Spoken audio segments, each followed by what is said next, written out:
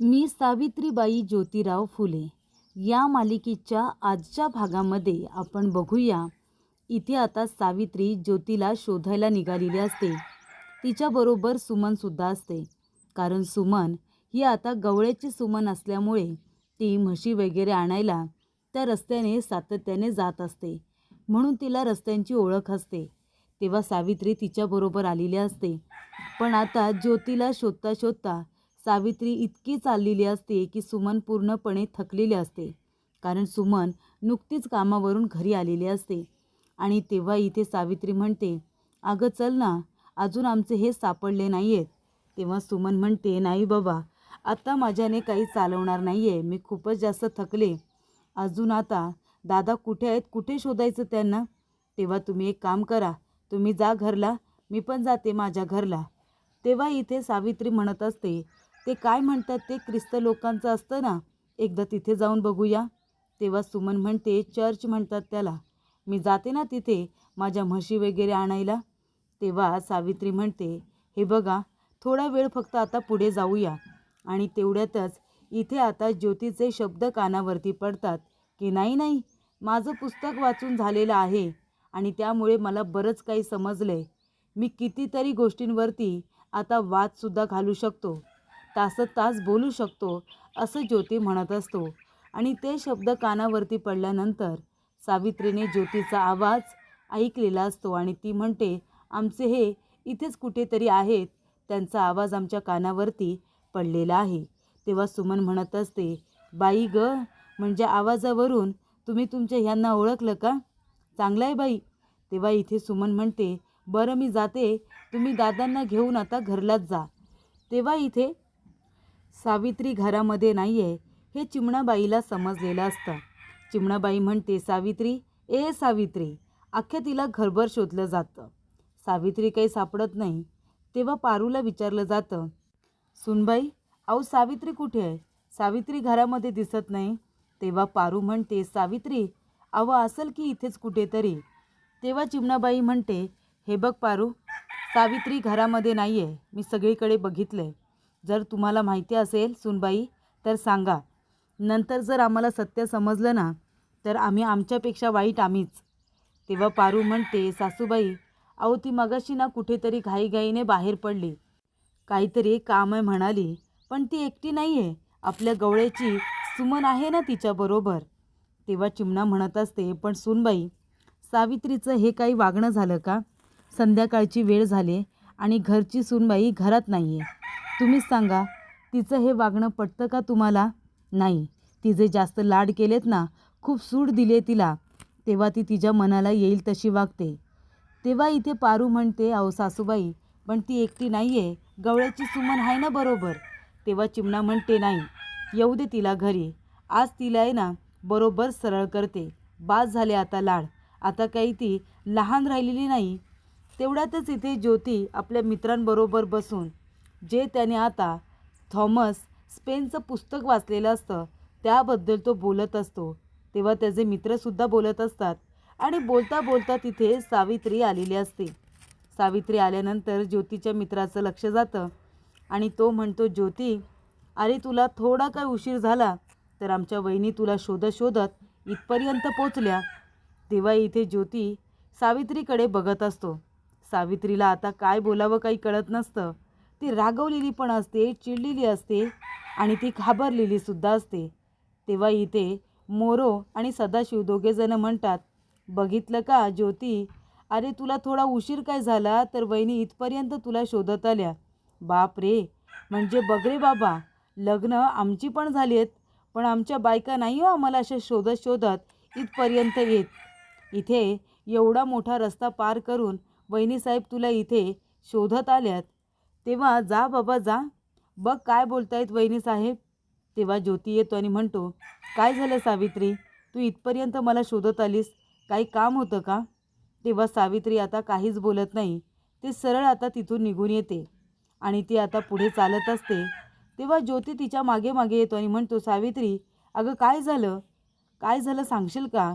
इकडचे रस्ते पण तुला माहिती नाही आहेत, तरीसुद्धा या रस्त्याने आली आहेस तू, तू चुकली असतीस म्हणजे. आणि हे बघ, तुला काय बोलायचं होतं ते घरी आल्यानंतर बोलू शकली नसतीस का? इथपर्यंत यायची तुला काय गरज होती?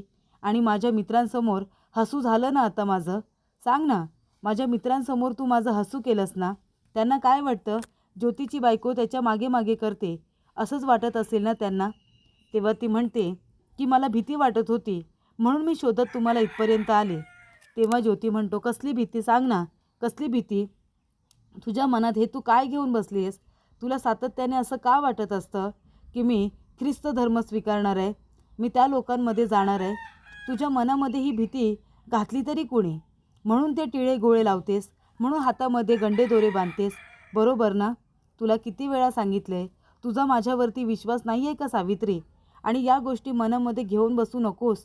तेव्हा ती म्हणते की हे बघा, माझ्यामुळे तुमचं हसू होणार नाही आणि त्याचबरोबर माझ्यामुळे तुमची कधी मानसुद्धा खाली जाणार नाही. माझं फक्त एवढंच म्हणणं आहे की तुम्ही मला समजून घ्या, माझ्या मनातल्या भीतीला समजून घ्या. तो म्हणतो, हो घेतलं ना, तुझं मन समजून घेतलं. तुझं ते काय म्हणतात ते शंखेखोर मन, तुझं मन शंखेखोर आहे. तेव्हा सावित्री म्हणते, काय म्हणालात? माझं मन शंखेखोर आहे? तेव्हा ज्योती म्हणतो, नाहीतर काय, सतत तुला असं वाटत असतं की मी ख्रिस्त होतो की काय? सतत तुला वाटत असतं मी बाटतो की काय, बरोबर ना? म्हणून तू माझ्या हातामध्ये असे दोरे बांधत असतेस ना, माझ्यावरती विश्वास नाही आहे म्हणून. म्हणून मी म्हणतोय, शंखेखोर मन आहे तुझं. अगं बायको आहेस की शेपूट? तेव्हा इथे आता ज्योती म्हणतो, बायको आहेस की शेपूट? या शब्दाचा सावित्रीला खूप राग येतो. सावित्री चिडलेली असते. ती म्हणते, काय काय म्हणालात मला? शेपूट म्हणालात का? तेव्हा इथे ज्योती म्हणतो, हो शेपूटच आहेस तू, सतत आपली मागे मागे करत असतेस. आणि मग ज्योती जात असताना मागे वळून बघतो तर सावित्री तिथेच उभी राहिलेली असते.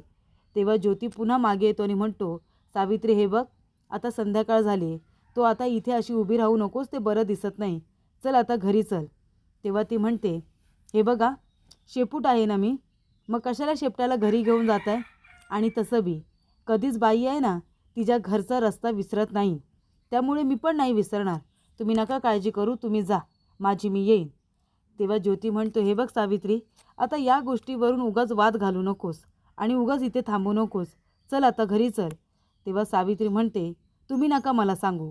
आणि ती रस्त्याने सरळ चालायला सुरुवात करते आणि म्हणते, माणूस इथे काळजीने येतं तर यांना ती माझी लुडबुड वाटते, मी त्यांना शेपटावाणी चिकटले असं वाटतं ना, जाऊ दे, आता मी जास्त काळजीच करणार नाही.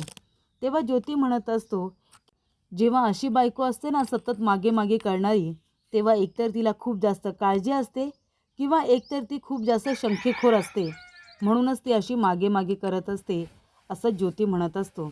तेव्हा इथे आता ज्योती म्हणतो, सावित्री तू नक्की आहेस तरी कोण? तेवढ्यातच इथे सावित्री काम करत बसलेली असते. तेव्हा तिथे ज्योती येतो आणि म्हणतो, सावित्री सावित्री, अगं माझी पुस्तकं कुठे आहेत? माझा डागसुद्धा सापडत नाही आहे. अगं कुठे आहे सगळं? मला शाळेत जायला उशीर होतोय. तेव्हा सावित्री म्हणते, आऊ कांदा अजून चिरू का? तेव्हा आऊ म्हणते, नको नको बाई, बास झाला आता कांदा. तेव्हा इथे ज्योती म्हणतो, अगं कांदा कांदा काय करतेस? कांदा महत्त्वाचा आहे की माझी शाळा? तेव्हा ती म्हणते, आऊ बटाटे पण चिरून ठेवते हा. तेव्हा ज्योती म्हणतो, सावित्री कांदा बटाटा हे महत्त्वाचं नाही आहे, माझी शाळा महत्त्वाची आहे. तेव्हा सांग माझी पुस्तकं कुठे आहेत, माझं डाग कुठे आहे? तेव्हा इथे आता सावित्री म्हणत असते, मला शेपूट म्हणालात ना, मग शेपूटला कशाला विचारताय? शेपटाला काही बोलता येतं? तेव्हा इथे आता ज्योती म्हणत असतो, आऊ बघितलंस ना, कालचं भांडण हे अजून घेऊन बसली आहे. तेव्हा आऊ म्हणते, काय रे ज्योती, तू इतक्या सुंदर मुलीला शेपूट म्हणालास? अरे का पण? तेव्हा ज्योती म्हणतो, अगं रागाच्या भरात बोललो म्हणून काय लगेच इतकं मनावरती घ्यायचं का? शेपूट मी म्हणालो, पण मला तसं काही बोलायचं नव्हतं. पण आता प्लीज, हे बघ, मी तुला हवं तर सॉरी म्हणतो, माफी मागतो तुझी, पण आता मला सांग बरं, माझं पुस्तक आणि माझं डाग कुठे आहे? मला जायला उशीर होतोय, सावित्री बोल आता. तेव्हा सावित्री म्हणते, ठीक आहे मी देते, पण त्याच्या आधी आऊ म्हणते, ए सावित्री, अगं बाई दे त्याला काय हवं ते. तेव्हा सावित्री उभी राहते आणि म्हणते, थांबा, तुम्ही पुढे पुढे जाऊ नका, नाहीतर म्हणाल लगेच शेपटावाणी मागे मागे आली म्हणून. आधी मी पुढे जाणार. आणि मग इथे कमरेला पदर खोचून आता सावित्री रागारागाने आपल्या रूममध्ये येते. तेव्हा ज्योती म्हणतो, आता काय झालं? आता का थांबलीस? देतेस ना पुस्तक शोधून, देतेस ना डाग शोधून, मग आता का थांबलीस इथे? आता माफी मागून झाली आहे ना तुझी? तेव्हा सावित्री म्हणते, नाही ठीक आहे, माफी तर मागितलीत, पण भरपाई कोण करणार? भरपाईसुद्धा तुम्हाला करावी लागेल. मी तुमचं पुस्तक आणि डाक एकाच अटीवरती शोधून देईन. तुम्ही आधी हे पुस्तक घ्या. जे तिचं जळालेलं पुस्तक असतं ना, ते ती घेते आणि म्हणते, आधी हे पुस्तक वाचून दाखवावं लागेल. हे चित्राची महत्त्व समजावून सांगावी लागतील. आहे मंजूर. जर ही पुस्तकं वाचून दाखवलीत ना, तरच मी तुम्हाला तुमचं पुस्तक शोधून देईन. तेव्हा इथे ज्योतीला आता त्याचं हवं ते पुस्तकही मिळतं आणि त्याचा डाकही मिळतो. तेव्हा इथे ज्योती म्हणतो, त्याची आता गरज नाही आहे. हे पुस्तक मी वाचणार नाही, कारण मला माझं पुस्तक भेटलेलं आहे. तेव्हा इथे सावित्री म्हणत असते, असं नाही करायचा. तुम्ही लगेच बोलण्यावरती फिरलात. आधी म्हणाला होतात ना, शोधून दिल्यानंतर मी सांगेल ते कराल म्हणून. मग आता पुस्तक तुम्हाला वाचून द्यावंच लागेल. तेव्हा इथे ज्योती म्हणतो, अजिबात नाही. तुझं पुस्तक तूच वाच. मी वाचून देणार नाही आहे. ती म्हणते, हां ठीक आहे ठीक आहे. नाही द्यायचं आहे ना, वाचून नका देऊ. मी कुठल्या तरी शिकलेल्या बाईकडून हे पुस्तक वाचून घेईन. तेव्हा ज्योती म्हणत असतो, या अख्ख्या पुण्यामध्ये ना तुला एकसुद्धा बाई शिकलेली मिळणार नाही. हां, फक्त वाचता लिहिता एकाच व्यक्तीला येतं आणि ते मॅडमला. आणि तू मॅडमकडे कधी जाऊ शकणार नाहीस आणि तू कधी मॅडम होऊसुद्धा शकणार नाहीस. कळलं का? असं इथे ज्योतीने सांगितलेलं असतं आणि तो सरळ तिथून आता निघून जातो. तर ही ज्योतीची सुरुवात झालेली असते सावित्रीला जाणीव करून देण्यासाठी की शिक्षण किती महत्त्वाचं आहे.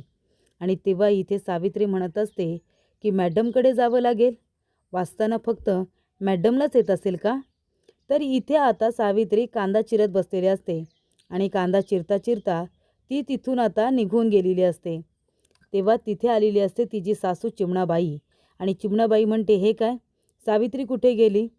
तेव्हा ती म्हणते, अगं ज्योतीला काहीतरी हवं होतं ना म्हणून गेले. तेव्हा चिमणा म्हणत असते, पण आऊ आऊ हिला कळायला नको का आता? ती काही लहान राहिली आहे का? मोठी झाली आहे ना आता. प्रत्येक सकाळपासून संध्याकाळपर्यंत प्रत्येक गोष्ट तिला काही आता समजून सांगायची का? तेव्हा आऊ म्हणते, अगं चिमणा कशाला काळजी करतेस? अगं शिकेल की ती हळूहळू. वहिनी, अगं तू नको काळजी करू, ती शिकेल बरं सगळं. त्या दोघांचं एकमेकांवरती किती प्रेम आहे तू बघितलंस ना. तेव्हा इथे चिमणा म्हणते, कसलं प्रेम? दोघे एकमेकांवरती नुसते घुरत असतात. तेव्हा ती म्हणते, अगं तेच तर प्रेम आहे ना त्यांचं. तेव्हा ती म्हणत असते, आणि हे बघ कामाचं ती काय गं, हळूहळू शिकेल ती सगळं, नको काळजी करू, करते की आता तिला जमतं तेवढं. त्यानंतर इथे चिमणा म्हणत असते, नाही पण सगळ्या गोष्टी समजून सांगायला नको का? तेवढ्यातच इथे सावित्री आलेली असते. त्याच्या आधी इथे आता आऊ म्हणत असते, अगं तू बघितलंस ना, आधी तर आपला ज्योती लग्न करायला तयारच नव्हता. आणि जेव्हा मी लग्नाबद्दल विचारायचे ना, तेव्हा तो काय म्हणायचा की त्याला मॅडमसारखी बायको पाहिजे म्हणून, त्याला मॅडमबरोबर लग्न करायचं आहे असं म्हणायचा. तेव्हा इथे सावित्री म्हणते, काय काय म्हणायचं ते? तेव्हा आऊ म्हणते, अगं काही नाही, मस्करीत म्हणायचा की त्याला मॅडमबरोबर लग्न करायचं आहे.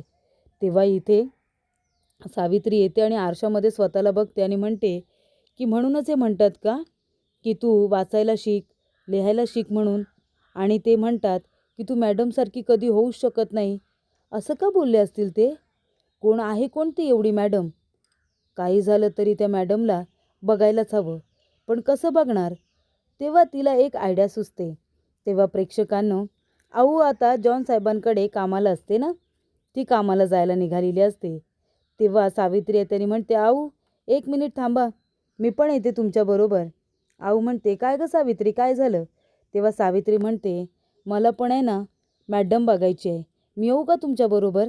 तेव्हा आऊ म्हणते, काय गं पण असं अचानक का तुला यायचं आहे माझ्याबरोबर? आणि तुझी सासू ओरडली तर? तेव्हा इथे लगेच सावित्री म्हणते, मी सकाळपासून आत्तापर्यंतची सगळी कामं केली आहेत, सगळी कामं केली मी. आता सासूबाई मला नाही ओरडणार, तुम्ही घेऊन चला ना मला तुमच्याबरोबर. तेव्हा आऊ म्हणते, अगं पण त्या मॅडमला असं नाही भेटता येत, आधी विचारावं लागतं. हे बघ मी आज विचारते, मग तुला नंतर माझ्याबरोबर घेऊन जाईन. तेव्हा सावित्री म्हणते, नाही या, मला आत्ताच तुमच्याबरोबर यायचं आहे, मॅडम बघायची तर आजच. तेव्हा आऊ म्हणते, हो का, बरं बरं ठीक आहे बाई, चल तू माझ्याबरोबर. तेव्हा इथे आता सावित्रीला आऊ आपल्याबरोबर घेऊन जात असते. तेव्हा इथे आता बाहेर आल्यानंतर खूपच छान असा बंगला जॉन साहेबांचा असतो. तेव्हा आऊ म्हणते, बघितलंस का गं सावित्री, आमच्या जॉन साहेबांचा बंगला बघितलास? किती मोठा आहे ते. तेव्हा सावित्री म्हणते, हो बघितलं ना. आता जॉन साहेबांचा बंगला म्हणजे नुसताच दगडांचा खूपच छान बंगला असतो आणि त्याच्या आजूबाजूला बघा छान छान घरंसुद्धा असतात. तेव्हा इथे त्या बंगल्यामध्ये राहत असते ती म्हणजे जॉन साहेबांची बायको आणि ती म्हणजे मॅडम. तेव्हा इथे आता आलेली असते सावित्री आणि आऊ. तेव्हा आऊ म्हणते, मॅडम आम्ही आलो बरं का. तेव्हा ती आता इथे पाया वगैरे पडते देवासमोर. मेणबत्ती वगैरे लावलेले असतात आणि खूप सुंदर असं आतून घर असतं, अगदी राजमहालच. तेव्हा आऊ म्हणते, मॅडम मी आले बरं का. तेव्हा मॅडम म्हणतात की आलीस का तू सगुणा, चल आता तू लवकर लवकर ब्रेकफास्ट करायला घे. कारण का म्हणजे जॉनला आणि तिच्या मुलांना आता भूक लागलेली असते, त्यामुळे आधी तू ब्रेकफास्ट करून घे असं सांगण्यात आलेलं असतं. आणि तेव्हा प्रेक्षकांनो इथे आता सगुणा म्हणते, हो हो करून घेते, पण मॅडम ही बघा, ही आहे माझी सून ज्योतीची बायको. हिला तुम्हाला भेटायचं होतं म्हणून आले माझ्याबरोबर. तेव्हा ती म्हणते, हो का, ये सावित्री ये, प्लीज कम प्लीज कम, असं ती आता सावित्रीला म्हणत असते. सावित्री घरामध्ये आलेली असते. सगळीकडे बघत असते, तिथे पुस्तकं तिला दिसत असतात. ती म्हणत असते की बाप रे, किती छान आहे हा महाल. आणि ती आता मॅडमचा फोटोसुद्धा बघते.